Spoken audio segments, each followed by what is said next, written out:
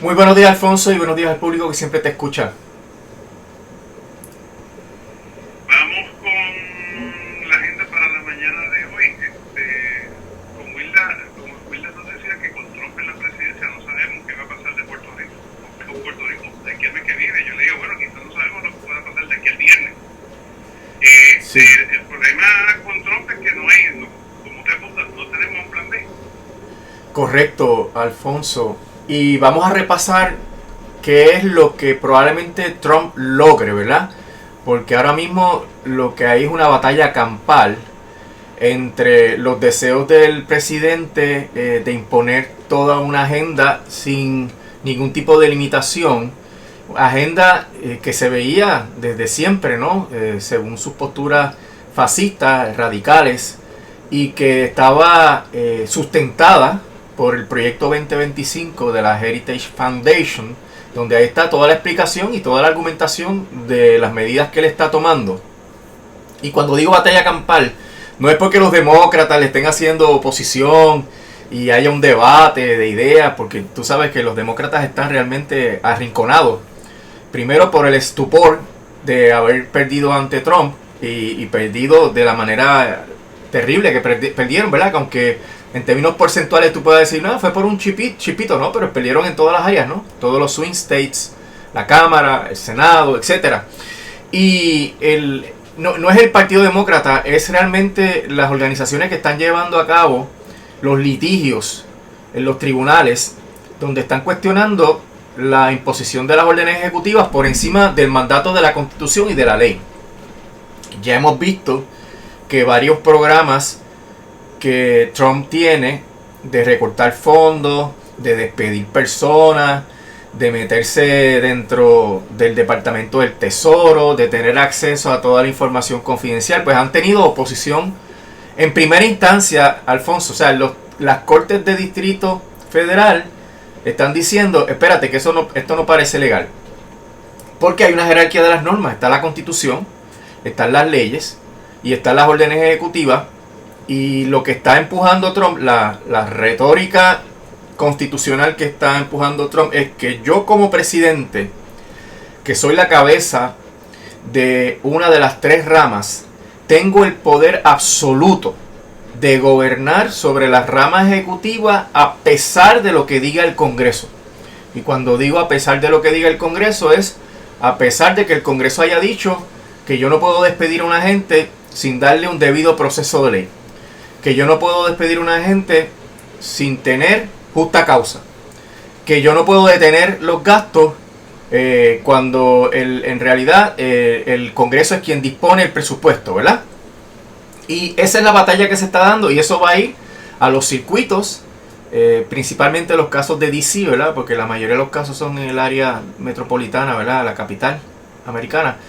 Y van a llegar hasta el Tribunal Supremo. ¿Y qué ocurre? En el Tribunal Supremo ya hay unos precedentes que te anticipan por dónde va a ir la cosa. Número uno, está el precedente que establece que no se puede restringir el poder que tiene el presidente de votar a una persona en todas las circunstancias, ¿verdad? No se llegó al grado de que el presidente tiene libre remoción de cualquier persona en la rama ejecutiva, pero ya anticiparon la presidencia unitaria, este concepto del Heritage Foundation y de esos grupos ultraconservadores, de que el presidente manda por encima de todo, ¿verdad? Y ya hay unos casos donde se ha permitido despidos de funcionarios de alta jerarquía de la rama ejecutiva que tienen protecciones legisladas por el Congreso en cuanto al despido. Por ejemplo, que no puede ser si no hay un delito que implique depravación moral. Y el ordenamiento de Estados Unidos federal y el de Puerto Rico está lleno de esas disposiciones donde se pretende dar a ese funcionario cierto grado de autonomía. Y aquí el caso leading es uno de la Comisión Federal de Protección al Consumidor, donde el Supremo avaló que se despidiera a uno de los principales, de los miembros de esa comisión. Y eso, pues, ¿qué pasa? Biden, cuando entra al poder, pues hace uso de ese poder y vota a otro funcionario. O sea que se ha normalizado el que el presidente puede intervenir a ese grado. Entonces, cuando tú vienes a ver, si tú puedes votar al comisionado de una comisión federal de protección al consumidor, pues tú puedes votar a todo el mundo. Porque si ese tenía protecciones específicas y esas protecciones las echaron a un lado, pues tú puedes votar a todo el mundo. Entonces, eso, aunque en este momento pueda haber algunos tribunales que estén paralizando este tipo de intervención con la información privada, despidos de los procuradores generales que ha llevado a cabo de muchas agencias, pues eventualmente esto va a aterrizar en el Tribunal Supremo de los Estados Unidos, y ya el Tribunal Supremo te está diciendo, mira, no es tanto así como que hay unas protecciones que puede establecer el Congreso exactamente y que van por encima del presidente, no es tanto así. Y yo anticipo, como hicieron con la inmunidad del presidente, que si bien había una inmunidad incipiente para ciertas cosas, la ampliaron para prácticamente todo. Entonces, si tú estás diciendo, en un caso previo, estás diciendo, bueno, ese poder del presidente es sustancial, pero no absoluto, pues mira, ahora van a decir que es absoluto. Y eso anticipa lo que ya estamos viendo, que el presidente está despidiendo y acabó con la agencia de Estados Unidos de ayuda exterior, de intromisión externa, ¿verdad? De injerencia externa de Estados Unidos, que tiene un presupuesto y 10,000 empleados, y redujo esa nómina a 300, Alfonso. Y así mismo, ya hay rumores de que están despidiendo gente en Puerto Rico, en la EPA y en otras agencias federales. Y eso, pues probablemente no pueda ser revisado. Entonces, ¿qué Puerto Rico tiene en sus manos para lidiar con eso? ¿Dónde está la articulación de un plan para bregar con los despidos federales? Y tengo entendido, y tú me corriges si has escuchado tu número, que aquí son como 2,000 empleados federales. ¿Qué pasa? ¿Qué pasa si tiran a la calle 2,000, o no digamos 2,000, 1,500 empleados federales? ¿Dónde van a conseguir empleo? ¿Para dónde van, verdad? ¿Dónde van a comprar esas personas? ¿Dónde se van a recortar? ¿En qué restaurantes van a comer? O sea, eso es un golpe significativo para la economía, como cuando cierra una fábrica de estas enormes que tienen miles de empleados. Pues de esa envergadura, porque los empleados federales son también empleados que son bien remunerados. Y en ese sentido el impacto es mayor. No es un impacto de 7.25 la hora, o de 11 o de 12 dólares la hora, ¿verdad? Entonces ya tú ves que ahí, aunque esto no se haya visto el alcance completo, las consecuencias de esto, pues eso es anticipable. El otro tema es los recortes de los fondos. Pues mira, también ha habido resistencia judicial a los recortes de los fondos porque el Congreso asignó el dinero. Hay un concepto, Alfonso, del impoundment, estoy seguro que lo has escuchado, donde antes de los 70 el presidente podía decir, ¿sabes qué? Tú asignaste tanto dinero para este tema, yo no quiero gastarlo porque no me interesa, no creo que esté bien invertido.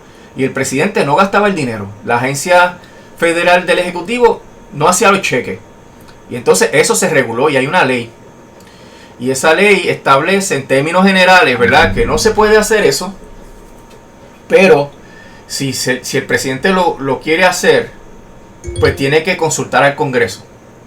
Y el Congreso pues tiene que decidir si apoya o no apoya eso. Así que en términos técnicos sí, el presidente puede decidir quitarle todos los fondos al Departamento de Educación, dejarlo insolvente, y eso implicaría el despido, que de paso no lo mencioné, pero podrían despedir a todos los empleados del Departamento de Educación a la luz del primer tema que traje, ¿no?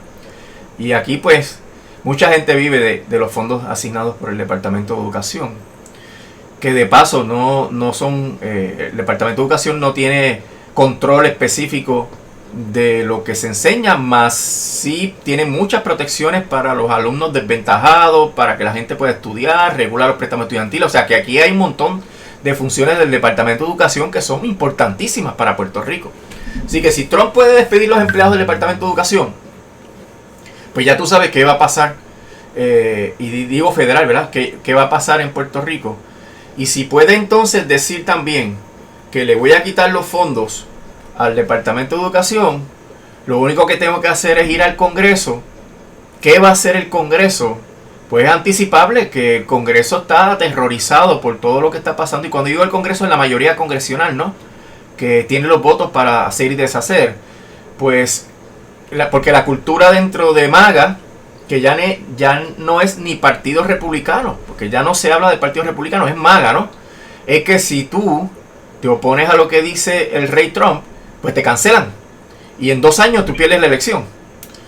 Y en ese sentido, si Trump decidiera seguir el debido proceso de ley del Impoundment Act, de la ley esta para que Trump no tenga que gastar o a sus designios no gaste el dinero que asigne el Congreso, pues si él sigue esa ley, pues el Congreso se va a quedar callado y no va a haber problema y va a poder hacer los recortes. Ahora, si el Congreso dice que sí, que hay que, eso no está tan bien, ¿verdad? Que eso hay que regularlo, que yo tengo mucho que decir en cuanto a eso. Pues mira, Trump va a seguir por ahí hasta el Supremo. ¿Y qué va a decir? Pues la teoría unitaria de la presidencia. Yo mando en todo lo que significa el poder ejecutivo. Y el poder ejecutivo implica poner en vigor las leyes y hacer el gasto público. O sea, hacer los cheques. Y dominar la política exterior, hacer los nombramientos, etcétera. Pero en términos generales, esos son los poderes más importantes. Hacer los cheques y ejecutar las leyes. ¿Y qué tú crees que va a decir el Supremo? Pues si le dio la inmunidad, pues yo no tengo la menor duda de que va a decir, es verdad, fíjate, pero, eso no fue lo que los framers, tú sabes que ellos son originalistas, ellos van a lo que pensaban los framers. Y eso no es así, ¿verdad? Porque George Washington se limitó, se autolimitó. Él no quiso ser un rey, un emperador. Pero el Supremo va a encontrar siempre la tendencia disidente de aquella época que decía, no, el presidente debe ser lo más fuerte posible para enfrentar las amenazas que tenemos de los imperios europeos, bla, bla, bla. Por eso le dimos el poder de decretar la guerra, o por lo menos gestionarla ante el Congreso, y por eso le dimos el poder de las relaciones exteriores, etc. Así que a esas dos áreas, sin tocar todos los otros estragos que pueda causar, son bien dramáticas porque, número uno, te puedo despedir. Si en Estados Unidos hay 2.5 millones de empleados federales, pues bajo la teoría de Elon Musk, eso se puede bajar a la mitad. Y entonces estaríamos hablando de 750,000 despidos. Y si hay 750,000 despidos, pues esa gente tiene que absorber a la economía. Gente que es bien remunerada. Y eso podría implicar aquí, pues, mil personas despedidas, como poco. Dentro de ese contexto va a haber un shock económico que va a tener un impacto significativo en la economía. Esos dos poderes nada más nos obliga a nosotros a repensar qué rayos vamos a hacer si eso se materializa, porque no es que es mañana ni la semana que viene, eso va a tomar unos meses, porque lo que el Tribunal Supremo hace la determinación va a tomar unos meses. Pero se nos viene encima, Alfonso, porque es la teoría política económica de Donald Trump. Es el poder máximo para el presidente. Yo soy un emperador, y el control de la rama ejecutiva para lograr lo que ellos buscan. ¿Qué buscan estos oligarcas?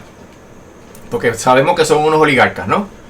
Buscan tirar al máximo de la gente a la miseria del desempleo para devaluar el mercado de empleo y devaluar el valor del salario, de manera que la gente tenga que volver a trabajar por salarios de hambre, porque el salario mínimo no han subido. Por lo menos la gente, cuando hay mucha oferta de mano de obra, ¿qué ocurre, verdad? Estos son leyes de oferta y demanda. Hay también una devaluación, porque hay mucha gente compitiendo por un empleo, y los patronos entonces van a querer ofrecer el mínimo a los empleados y van a reclutar a los que estén dispuestos a vender su mano de obra por el precio más bajo posible. Y dentro de las circunstancias de tú crear ese shock, pues el objetivo sería tener el máximo de mano de obra barata en los Estados Unidos para poder enfrentar los acontecimientos globales que implican que eventualmente China va a dominar los mercados globales, que Estados Unidos va a dejar de ser la potencia hegemónica global, y si no logra tener esa mano de obra barata, pues los otros le van a pasar por el lado y lo van a subordinar. Eso, detrás de todas estas cosas, lo que tú estás viendo es el interés de esos oligarcas que lo que quieren es tener la mano de obra más barata para ellos enriquecerse y perpetuar su dominio. Porque con todos los cambios que ha habido, Alfonso, esto es bien difícil virarlo para atrás. Con los cambios de mentalidad que han habido. Y esto es una tremenda amenaza para Puerto Rico, que lo que implica es que el mercado laboral en Puerto Rico se caiga, que si aquí son los salarios mucho más bajos, una tercera o la mitad más bajo que en Estados Unidos, que se pongan por el piso y aquí seamos una colonia de empleados de servidumbre, que estemos la inmensa mayoría a 7.25, porque eso es lo que el sistema provee. Y cuidado, que pueden derogar el salario mínimo también, porque eso es un impedimento a la libre competencia y a la libertad económica. Y si ellos bajan el salario mínimo, pues entonces tú puedes trabajar a 3 pesos la hora. Así que el plan B que yo te mencionaba, que es indispensable y que no existe, es a base no de unas especulaciones, Alfonso, es a base de lo que ya el presidente ha tratado, que está en una pausa en algunos temas por el asunto de los tribunales, pero que sin embargo esto va a llegar a un tribunal supremo que ya tiene el esquema mental, el esquema conceptual y jurídico para darle a Donald Trump los poderes que Donald Trump quiere para poner en marcha la agenda de la oligarquía, que lo que quiere es el máximo de mano de obra barata, devaluar el mercado laboral. Si tú te ganabas 50,000 pesos en este empleo, pues sabes que ahora hay otra persona que puede hacerlo por 25. Pues, y a lo mejor tiene los mismos talentos que tú. Pues mira, pues yo contrato el de $25,000. Y eso es la miseria, Alfonso, pero no la miseria de los oligarcas, la miseria del resto del pueblo de Estados Unidos y de Puerto Rico.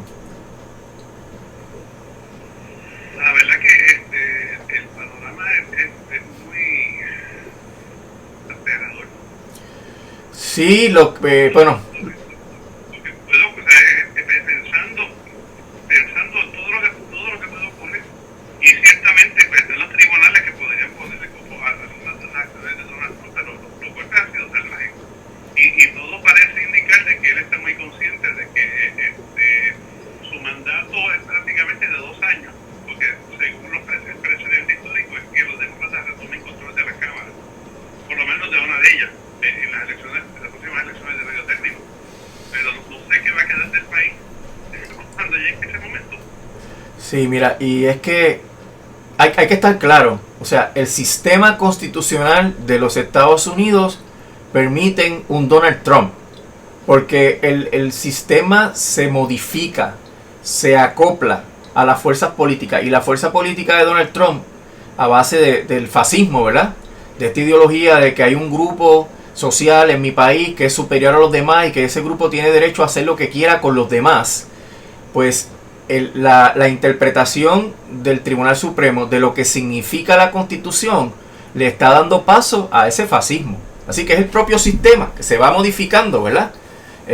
Y al modificarse va a ser bien difícil virar para atrás, aunque los demócratas ganen la elección del 2028. No, ya tienen esos poderes, van a seguir haciendo lo mismo porque los demócratas también gobiernan para una oligarquía. Y lo que se conoció como el sistema democrático de la división de poderes de John Locke y de Montesquieu, pues eso no va a existir. Y va a ser esta presidencia unitaria que va a ser un emperador el que llegue ahí y va a dictar, esta es mi agenda y esto es lo que se va a hacer. Y si tú estás en contra de esto, pues tú te vas. Y eso pues es lo que se llama el autoritarismo, que tiene diferentes tipos, pero cuando el autoritarismo es fascista, es lo peor, porque ya no es una cuestión de un prejuicio exclusivamente racial, otro tipo de prejuicios de origen nacional, por tu preferencia sexual, por tus ideas políticas. Fíjate que en Estados Unidos el discurso se está radicalizando en contra del que disienta. A los estudiantes que estén protestando por Palestina, los votos de la universidad, les cancelo las visas. A la gente que hable mal de Elon Musk en X, pues le cancelo la cuenta. Lo mismo ocurre en Facebook, o los saco, le quito los seguidores. O sea, aquí por todos lados hay un asedio a lo que nosotros conocimos como las libertades civiles, Alfonso. Ya ese mundo se acabó, como mencioné la semana pasada, citando o parafraseando más bien a la licenciada Ariadna Godró de Ayuda Legal PR. El mundo al cual estábamos acostumbrados, pues ya se acabó. Y para empatar con los temas que normalmente hacemos acá, en este espacio, viste la noticia de que los productores de energía quieren que se quiten todas las restricciones legales para que se puedan construir gasoductos por todo el país. O sea que es lo mismo. Es lo mismo. Viene lo mismo para nosotros también. O sea, esa ideología, esa mentalidad de exclusión, de atropello, de destrucción del clima, del ambiente, es lo mismo que está ahora gobernando en la legislatura y en la casa, ¿verdad? La mansión ejecutiva, en la fortaleza. Y eso es lo que nos estamos enfrentando. Y eso no hay manera de combatirlo que no sea en la calle, Alfonso. Porque si quieren, ellos tienen el poder y eliminan OCPE. OCPE es una agencia ineficiente porque van a copiar, porque es la única manera de ellos ver el mundo, copiando. OCPE es una agencia ineficiente. Recursos naturales, eso no sirve para nada. Y entonces empiezan a construir a troche y moche en todos los lugares con el propósito de saquear, porque el objetivo es el saqueo. Porque esto de construir gasoductos a quien único beneficia a los productores de gas. Y los productores de gas tienen nombre y apellido en Puerto Rico, ¿verdad? Y los suplidores, que es New Fortress y Genera. Y esa gente tiene comprado a mucha gente en el gobierno de Puerto Rico. Y por eso es que tú escuchas esas barbaridades. ¿Cómo vamos a eliminar? Después de haberse dado 2 luchas tremendas y de haberse divulgado los terribles males de los gasoductos en una isla montañosa, húmeda, con terremotos como Puerto Rico, ¿cómo es posible que se atrevan a mencionar eso? ¿Te acuerdas toda la campaña que se hizo y las veces que estuvimos en el estudio con expertos señalando los problemas que tenía la construcción de esos gasoductos? El gasoducto del norte, el gasoducto del sur, la vía verde, etcétera. Todo eso se derrotó por los méritos, porque el pueblo entendió que eso era bien dañino.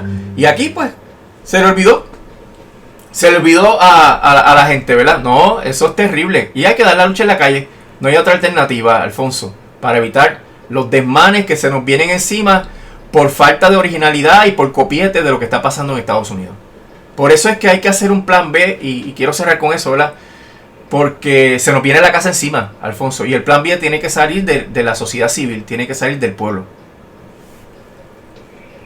Licenciado, muchísimas gracias, que tenga un bonito día. Cómo no, hasta luego, Alfonso, que pase buen día.